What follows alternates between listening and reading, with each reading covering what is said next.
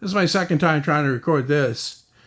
Had audio problems. Remember in the last video I talked about how important audio was? So I had problems. And you can see the video in the background there that I lost because I had audio problems. I had this buzzing and humming in the background that I couldn't locate. I think we're good. I guess what was going on was who cares? Let's talk about what you're interested in, not this crap. Anyway, so made a video yesterday and just uploading it now I'm not uploading it now. That's what I said in the last video that I made. It's uploaded now for my tips and tricks channel tomorrow. I finished the whole thing before 4 o'clock in the afternoon. All done.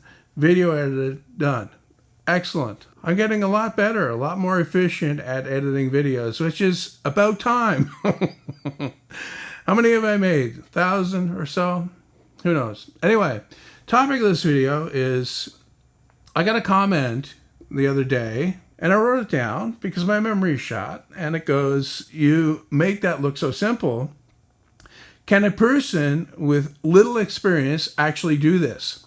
And they were talking, well, the comment came on my table saw build. The table saw that I currently have now, the one with the blue top, the one that I made as kind of a stopgap while I built the big table saw that I started almost immediately after I built that one and haven't yet finished. The idea with the big table saw was to wait until the summer and then barrel through it, and get it done. In the meantime, I've been using that table saw, the blue topped one, the homemade one with the circular saw inside, for the past 7 months, and it served me well. I mean, there are some things that I want to do that I can't do on it. Like I was going to use my box joint jig to make box joints, and you really can't put more than one blade. Like you definitely can't put a dado stack on that circular saw, but you can't put 2 blades on there as well.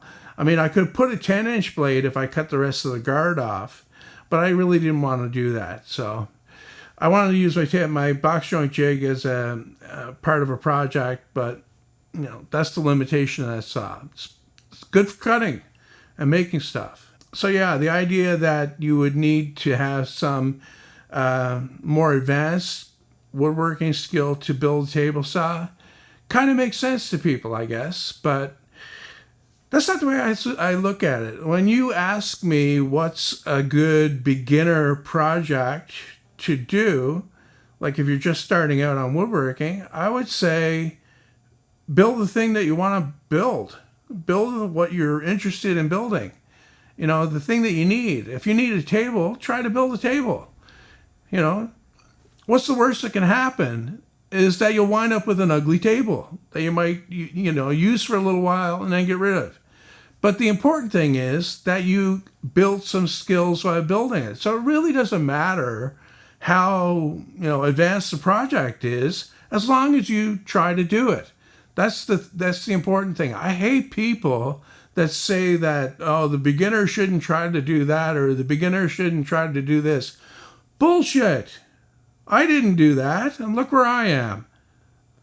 And some of you are saying, well, where are you, John? You're just a hack on YouTube throwing projects together to make a few bucks. No, all humility aside, I'm a good woodworker, and I know all the tricks.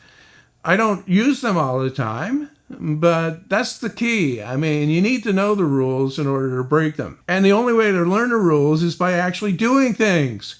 You can learn some stuff by watching other people do the work.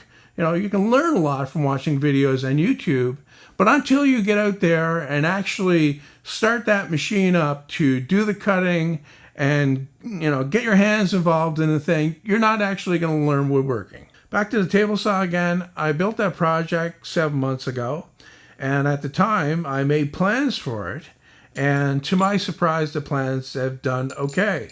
That got me to thinking about the table saw that I'm currently building, the big one, and how I have no intention of making plans for that because, in my opinion, it's too big, it's too complex. I think a lot of people would build their own table saw if it's smaller, first of all, and less complex to build.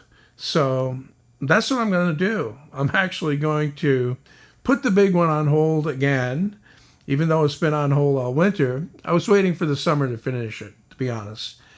I'm going to put it on hold and build another one that uses the same arbor, this arbor right here. So I'm going to use this to build something that's not as complex, not as big. The other one is meant to be a big, kind of almost like a production cabinet saw type thing. Although I don't know if you'd want it in a cabinet shop that you're actually making money from. It's more of a really advanced hobbyist type saw. You know, if you're gonna, like if you're at a business, then it wouldn't make sense to build a table saw. You would want to buy the best, and I've said this before in other videos, you'd want to buy the best tools that you possibly can. It's like me here with the video stuff. You know, I'm not building cameras to use. I'm not building monitors. Well, I built the computer, but I didn't make the parts that went into it type thing. You know what I mean? You have to limit your do-it-yourself stuff when you're actually making a living from it, and you have to put out a product. You have to gear yourself towards the efficiency there. But anyway, this table saw here would be on a par with a fairly good, say, contractor saw, although it would be more compact, I think. I'm seeing in my mind, not a cabinet, not a full height cabinet, although that may change as I, start to design this, because I haven't started designing it yet. I'm seeing something very much like one of those benchtop saws that you would have, except with an actual real arbor and a real induction motor in there as well. So the mechanisms that would operate would be very similar to what you see on a contractor saw. The blade would swing up and down on a single pivot point. The blade would tilt on trunnions at the ends of that. The lift and tilt. The lift would be on the front of the saw. The tilt would be on the side of the cabinet, very much like any standard contractor saw that you see. And the objective would be to make it as simple as I possibly can, but still have it robust enough for regular use, even though it's still just made out of plywood. You know, high school, it's a lot like prison. Bad food, high fences, the sex you want, you ain't getting. The sex you're getting, you don't want.